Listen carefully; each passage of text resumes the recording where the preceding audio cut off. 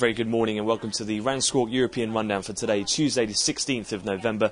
We've just gone through 10:30 now and here in London and check around the markets. In terms of the Asian session, we did see a very aggressive sell-off in the Shanghai Composite, where it fell through its 250-day moving average to exacerbate some of the selling, but predominantly coming on the back of further fears of policy tightening from the PBOC. However, nothing officially seen.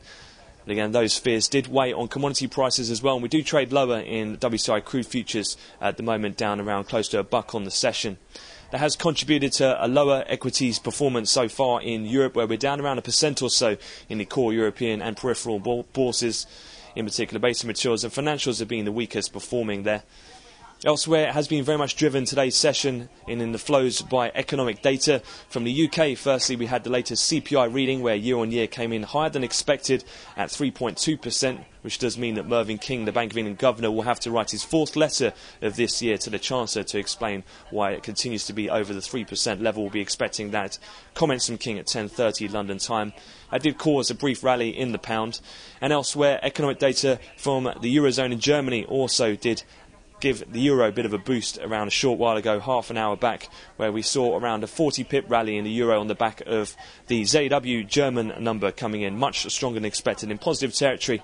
And we now see euro dollar trading around the 136 handle, which is an option expiry for later on today. In terms of the Irish situation, not too much has changed from yesterday.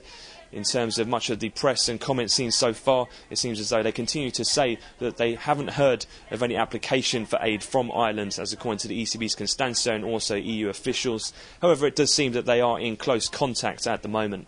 In terms of the actual peripheral spreads, they've been very muted overall, only around a 1 basis point change here or there for the likes of Ireland and Portugal over German bunds. Looking forward in terms of the rest of the schedule to come, pretty busy in terms of US economic data. We'll have the weekly ICSC and Redbook numbers. We've got the PPI numbers, the TIC numbers, and also industrial production, capacity utilisation and a NAHB housing market index for later in the US session.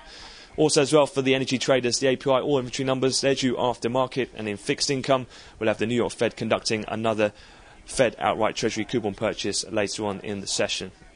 That concludes the European wrap-up, so we'll have another update to come at the European cash close. But for the time being, that's all from me, so wish you all a great trading day.